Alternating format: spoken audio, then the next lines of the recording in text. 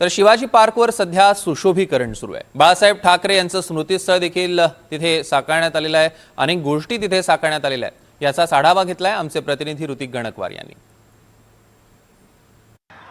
शिवाजी पार्कचं सध्या सुशोभीकरण सुरू आहे।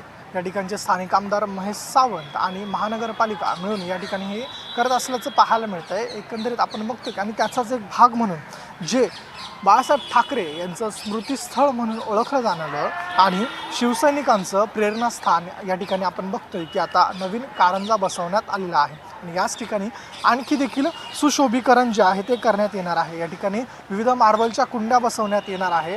समोर आपण बघतोय की कारंजा हा बसवण्यात आलेला आहे। तसेच आणखी विविध फुलांचे जे झाडं आहेत ते देखील या ठिकाणी बसवण्यात येणार आहे। सध्या आपण बघितलं तर संपूर्ण शिवाजी पार्कचं सुशोभीकरण सुरू आहे। लादीकरण असेल किंवा ज्या ठिकाणची डागडुजी असेल, कलर करणे असेल, अशा विविध प्रकारचे कामं जे आहेत ते शिवाजी पार्क हे ते सुरू असल्याचं पाहायला मिळतं। आणि त्याच अनुषंगानं आपण बघतोय की या ठिकाणी सध्या कारंजा आहे बसवण्यात आलेला आहे आणि हे काम पूर्ण झाल्यानंतर अतिशय सुंदर असं दृश्य या कारंजाचं दिसणार आहे।